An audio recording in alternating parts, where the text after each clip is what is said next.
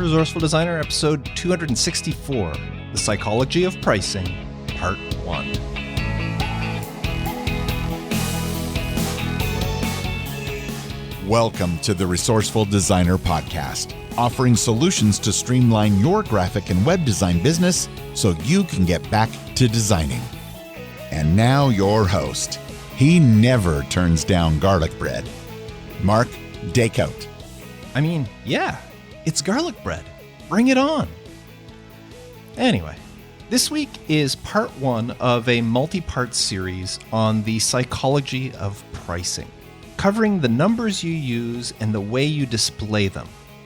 You'll want to tune in to all parts of this series for some very enlightening information about not only your own pricing and how you display your costs for your design services, but also on how you can help your clients in pricing their products and their services. Now be sure to stick around after the main topic because I'm going to share a trick with you that can save you a ton of time if you are constantly visiting the same websites over and over, such as an online billing system or a client management or project management system.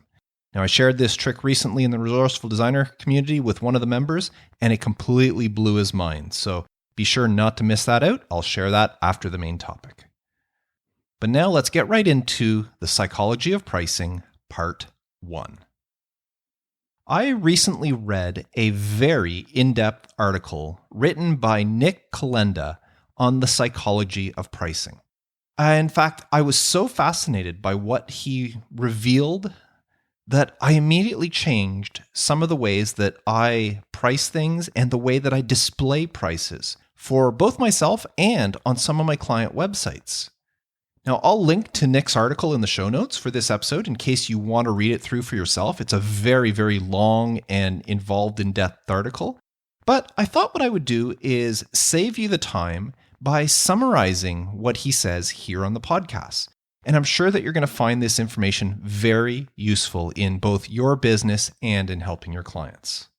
Now, in his article, Nick shares 42 different scientifically proven tactics to improve the pricing on any product or service, meaning ways to increase conversion through psychological tactics. Now, because there are so many tactics to go through, and I think it might get a little confusing if you had to listen to all of them all at once, that's why I've decided to split this topic into multiple episodes of the podcast.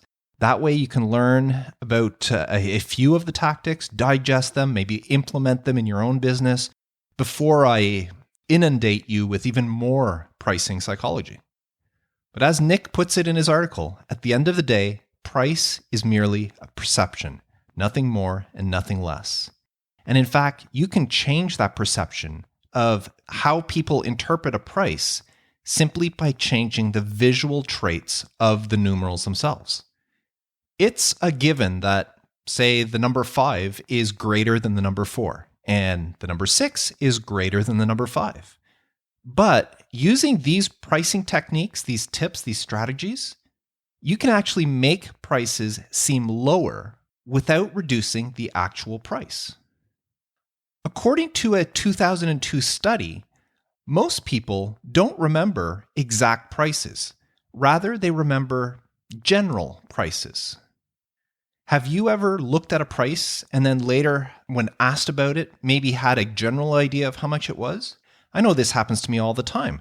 I'll go out to the grocery store, and when I get home, my wife will ask, "Oh, how much did this all cost?" And I won't remember the precise price. Was it, $131 and change? Or was it $138 and change? There's a little bit of a gap between there. But I don't remember, so I end up just telling her, oh, it was $130-something. And that's good enough. It's because humans have such a hazy memory when it comes to prices, we can use certain psychological tactics to influence people into seeing smaller prices than what is actually there. So let me get right down to the tactics that Nick shares in his article. Tactic number 1 is reduce the left digit by 1. Now, you're probably already familiar with this tactic. It's probably the most popular out of all the tactics I'm going to share. Reducing the left digit by 1 creates a perception of a lower price. $199, when viewed as $199, is perceived as being much lower than $200. Now, that's not because we dropped the $1 from $200 to $199. It's because that first digit, the 2, became a 1. And that perceived value of the 1 being less than 2, even though it's only $1 difference, makes people believe that they're getting a much better deal. A view of Gumroad's, if Gumroad is an online selling platform, Gumroad, their conversion rates show that by pricing things at, say, 99 cents instead of $1, or $2.99 instead of $3, or $5.99 instead of $6, they saw between a 2 to 3% increase in conversion rates on products being bought. Now, that may not seem like a lot, 2 to 3%, but over time and over lots of sales, it can make a huge difference. Now, according to a 2005 study, our brains, the human brain, encodes numbers so quickly that we register the size of the number before we actually finish reading the entire number. And that's why when we read $1.99, our brain registers it as, well, it's $1 something. And that's lower than $2, which makes it a more desirable price. Now, Nick offered a bonus tip to this tactic in his article. He says, if you superscript the digit that's after the decimal, this places more emphasis on the number before the decimal. So, for example, a 1 with a 0.99 that is smaller, where it's a superscript, where it's a smaller font and it's moved up to the right of the digit, that appears much smaller than if it was just 1.99, all the same type size. So even just moving that, shrinking the 99 and moving it up to the right can make that price appear to be a lower price, even though it's not. So that was tactic number 1, just reduce the left digit by 1. But as I said, that's probably one that you're already familiar with. Now, tactic number 2 is use prices with fewer syllables. Now, I have to admit, I'm still a little bit skeptic about this one, but according to a 2012 study, the more syllables there are, the more, call it mental resources we need in order to process it. And that comes to anything we read, and of course the same principle applies to numbers. If we spend more mental energy on reading a number or a price, we falsely perceive that price to be larger. The fewer syllables involved, and we perceive the price to be smaller. And it doesn't matter that you're not actually pronouncing the numbers, you're not saying them out loud. Your brain still does this for you. Now, the same study that discovered this actually found out that a slightly higher price that had fewer syllables in it was often more favorable to people than a lower price with more syllables. For example, $27.82 or $27.82 has 7 syllables. $28.16 has only 5 syllables. Now, there's only 34 cents between these two prices, but people were more inclined to spend the higher amount, $28.16, than the lower amount. And the study in question determined that it's because of the number of syllables. Now, as I said, I'm a little bit skeptic about this one, but hey, the studies show that it's true, so maybe it's true. Now, tactic number 3 is display prices in a small font size. So this tactic applies directly to what we do as designers. According to a 2005 study, the human brain conceptualizes size with value. If you display a price in a smaller font size, people will perceive the price to be smaller. So if you want to show something that's a better deal, reduce the size of the font you're using for the price. Another trick to this is to position larger elements around the price in order to create a kind of a visual hierarchy. The larger elements that are surrounding the price will make the price visually smaller on whatever it is, the poster, the flyer, the brochure, whatever you're doing, even the website. It'll make the price visually smaller, which in turn makes the perceived price smaller. The reverse works for discounts. If you want to display a discount, you want to display it larger because you want to emphasize the larger value they're getting, the bigger discount they're getting. So if you're displaying the price, smaller point size for the font in order to show that it's a smaller price. And for a discount, you increase the point size to show that it's a big discount they're getting. But according to studies, this works, just changing the size. Now, tactic number 4, and I really like this one, is remove the comma. According to a 2012 study, removing the comma from a price makes the price seem lower. Now, this one kind of ties into tactic number 2 of having fewer syllables, which I already said I'm not 100% on board with, but I can't argue that a price displayed as 1,499, which reads as 1,499, which works out to 10 syllables, compared to a price that's displayed as 1,499 without the comma, which reads as 1499, it only has 5 syllables. Now, as I said, I may be skeptical about the syllable thing, but I can't argue that $14.99 sounds like a lot better deal than $1,499.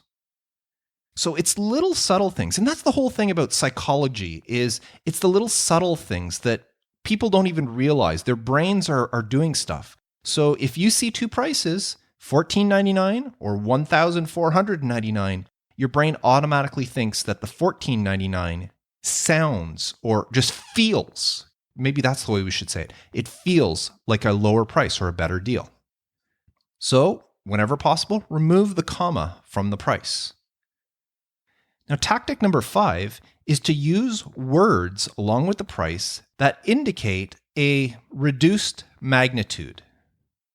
So according to a 2005 study, the words that are associated around a price often influences the people's perception of that price.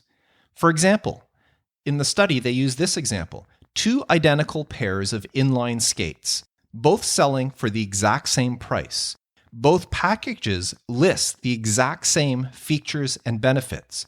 However, one pair puts the emphasis that the skates are high-performance skates, while the other package puts the emphasis on these are low-friction skates. Well, the pair that emphasized low friction outsold the other pair. That's because the wording associated with the price caused the perception of the price to change. Seeing the word low next to a price compared to the word high next to the same price caused people to think that the one with the word low was a better deal, even though the prices were identical. The wording that is associated with the price caused the perception of the price to change. So how can you incorporate this into your design business? I don't know, maybe you could promote low-maintenance websites as opposed to high-converting websites. I don't know, but it might be worth doing some A/B testing, don't you think? You never know. It's psychology at work. Now, tactic number 6 is separate the shipping and the handling. And after reading this one, it makes sense to me. According to a 1998 study, people are more likely to use the base price when making a comparison. By partitioning your price, meaning separate your price into multiple components, instead of offering it as a total price, you actually lower the base price, which creates the perception of the offer being more affordable. A test run on eBay back in 2006 showed that an auction with the exact same item put into multiple options, one had an opening bid of 1 cent and offered a shipping cost of $3.99. Well, it way outperformed a very similar auction for the exact same item that had an opening bid of $4 but offered free shipping. So both of them came up to $4. One of them, it was a 1 cent opening bid, but shipping cost of $3.99, where the other one was just $4, the prices combined. Well, the one that separated them got a lot more traction, even though the total prices were identical. And this is all because of the way people perceive things. And they look at the first price, whatever, the 1 cent, and wow, 1 cent? That is an amazing deal. even though I'm going to pay $3.99 for shipping, as opposed to paying $4 and getting free shipping. I'd much rather pay 1 cent to get it and then pay for the shipping. And again, it's all psychology. So whenever possible, separate your shipping and handling fees from the actual price. Now, tactic number 7 is offer payments in installments.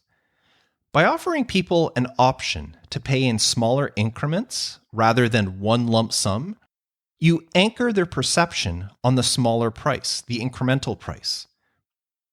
Let's say you're pitching a new website to a design client.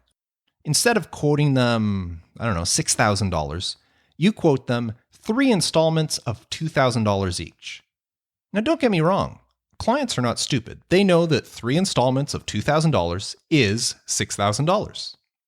But by offering installments, you actually are tainting their comparison price. Meaning, if that client, even though they know that your total price is $6,000, if they go to compare it, if they're shopping around, they compare your price to another web designer who quoted them a total of $6,000, psychologically, your lower installment costs of $2,000 each will feel like a more appealing offer to them, and you'll have a much better chance of influencing their decision towards you as opposed to the other designer who is asking for a lump sum of $6,000. Now, I know a lot of designers already do this. Myself, I always ask for a 50% upfront, but maybe I'm going to change the way I do things. Normally, I would quote them a price. For example, I would say this website is going to cost $6,000, but I need half of it as a deposit. Well, maybe what I'll say is, instead of saying the website's cost $6,000, I'll say the website costs two installments of $3,000 each. Because according to the studies here, that is a much higher perceived value than the full $6,000 all at once. All of these tricks and tactics that I'm sharing with you are all things that we can try. I mean, we don't know until we actually try them, and we never know. Sometimes if you can, do some A/B testing. Try, especially if you're doing websites, A/B testing is pretty easy these days. Put it out there and see which one converts better. Even if you could increase your sales or your client's sales by just a couple of percentages, it would be well worth the effort. Now, tactic number 8 is mention the daily equivalents. Now, you see this tactic often used by charities and nonprofits. Instead of saying the monthly or yearly cost, they give you the very low daily cost. And a 1998 study proved that using the daily price creates a perception of an overall lower price. Now, this doesn't mean you shouldn't mention your regular price. In fact, you should still put the regular monthly or yearly price as the primary focus. However, mentioning the daily equivalent actually anchors the people towards that lower end of the price spectrum. They see the full price, but once they see the daily equivalent, it lowers their perceived value of that full price. For example, being a member of the Resourceful Designer community costs $14.95 per month, but that works out to 49 cents per day. Is having a group of fellow design peers who are not only able, but are also eager to help you grow your business, they want to help you, they want to get to know you, and they want to help you out, is that not worth 49 cents per day to you? If it is, visit resourcefuldesigner.com/community and join today. Now, as a bonus tip, if you can't reframe your price into a daily cost, a different study conducted in 1999 shows that the same thing can be done using what they call petty cash expenses. So instead of saying for the low cost of 49 cents per day, you can say something like for less than a cup of coffee. So it gives people a perceived value. A cup of coffee is nothing. Yeah, I go buy, somebody goes buys a cup of coffee every single day. Well, for less than the price of that coffee, they can have this. And sometimes that will influence them to complete the purchase, as opposed to, or along with the fact that they're paying X amount of dollars per month or per year. So this one, obviously, we've seen it all over the place, so there must have some merit to it. So it's another great tip. Now, tip number 9, and this is going to be the last tip I'm going to share with you today, is be precise with large prices. And let me say, this tip here is probably my favorite out of all the tactics that I'm going to share with you during this series. It's also the very first one I started implementing myself. As soon as I read this, I said, I got to do this. And that is, as I said, be precise with large prices. People are willing to pay more money when a price is specific. And what do I mean by this? Well, let's take, for example, a website project. If you quote the project as costing, let's say, $6,834, as opposed to telling the client the website will cost $6,000, it will be received much better. Why is that? Well, think about it. When are you more likely to use precise values, precise numbers? The answer is when dealing with small numbers. The number 1, 2, 3, 4, that sort of thing. That association to precise numbers triggers an association with small values, which in turn influences people's perceptions. And you could use this to your advantage by using precise large numbers. If you quote a client $6,000 for a website, they may silently or internally question that price. How did you come up with that number, $6,000? Is that just a number you just picked out of thin air and you said, hey, I'm going to charge this client $6,000?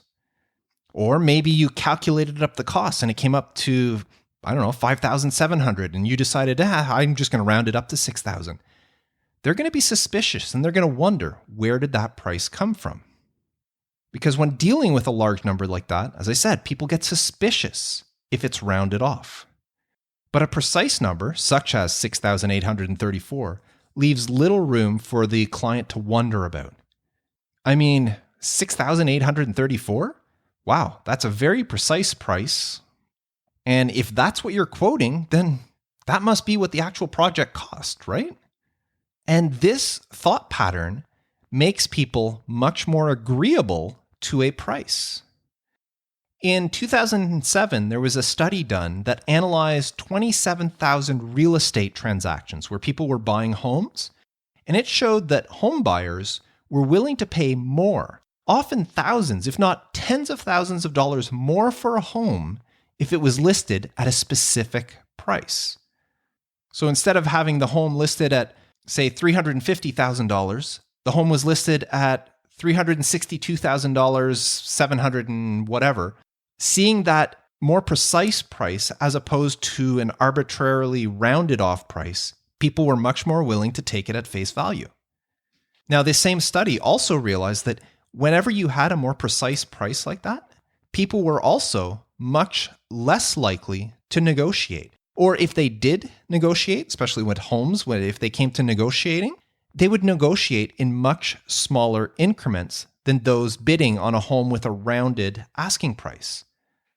So if the home was $350,000 and somebody wanted to negotiate, they may go in and offer $330,000 or $340,000. You gave me a nice rounded price, I'm going to give you another nice rounded price. But if they gave a price like $362,700 and something, they may come down and say, okay, well, $362,000, why don't we ask them for $360,000? So they're negotiating, but in much smaller increments, which means the person selling the house is much more likely to get a higher amount for their house if they start off with a very precise, non-rounded number. And this one here, I can so see how it can apply to our design business. As I said, a price for a website.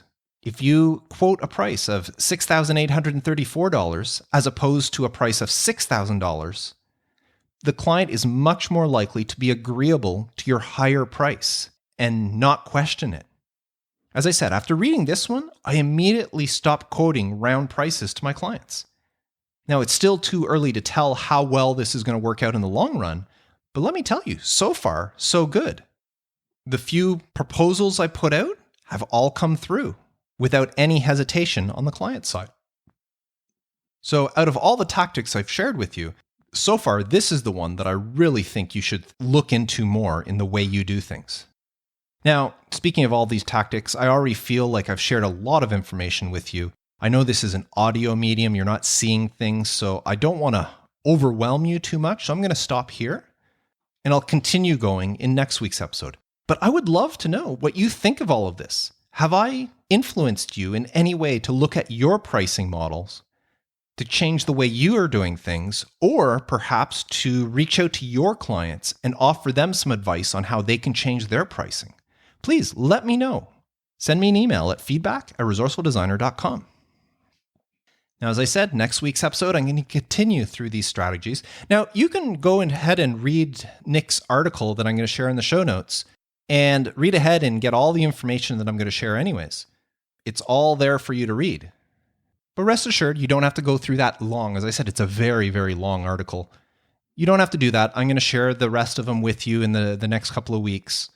And I'm also showing how they can tie in with your design business. So hopefully you'll stick around and enjoy this. I think this one's really going to benefit all of us. Now, as I mentioned in the beginning, I have a great tip to share with you. And this is actually something I have shared this before, but as I said, I mentioned it to one of my community members in the Resourceful Designer community, and he was like, wow, his mind was blown. And he told me, he says, have you ever shared this on the podcast before? And I said, yeah, as a matter of fact, I did. And he says, well, you have to do it again because this is something people have to know about.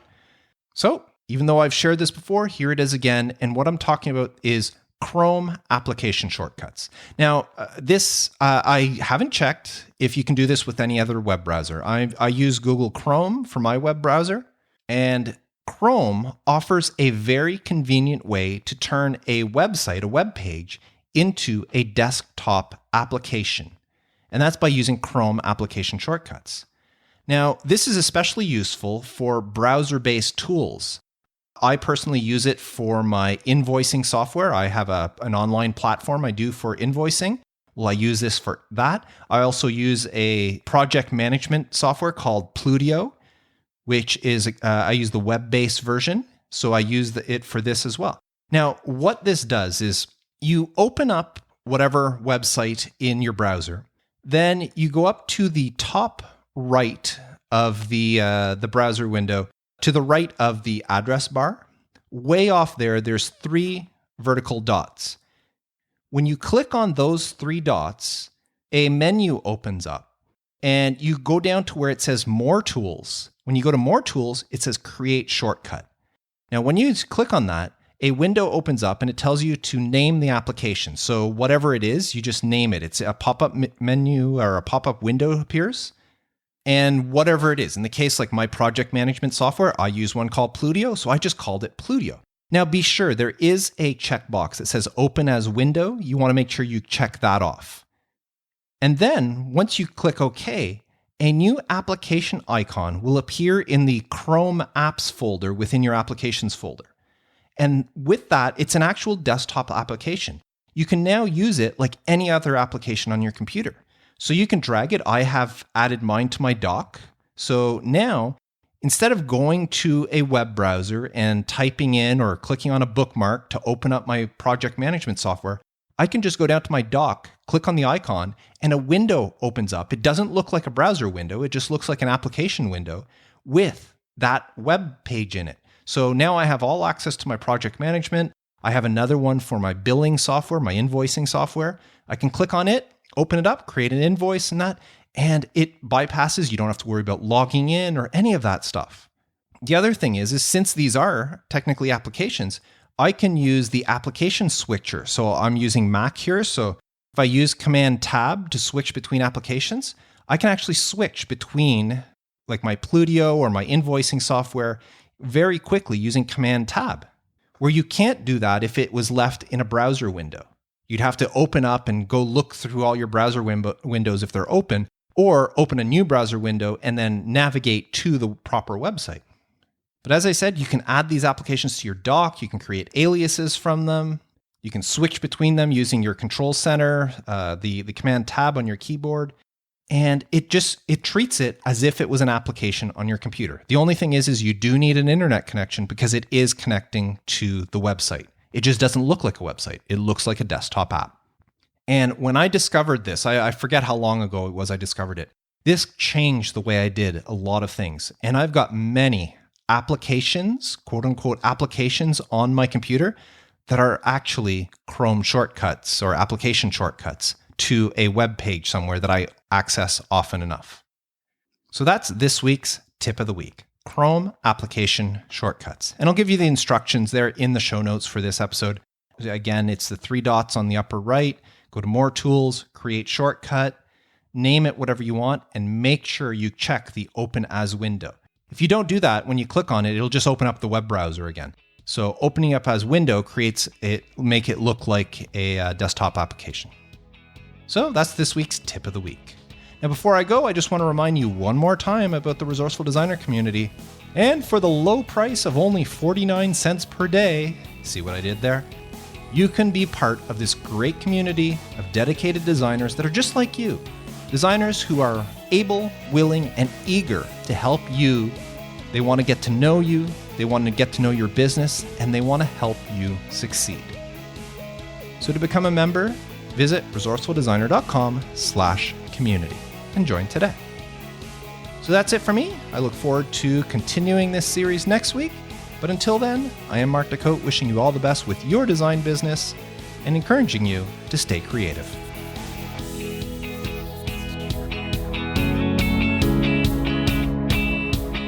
Thanks for listening to the Resourceful Designer Podcast at resourcefuldesigner.com.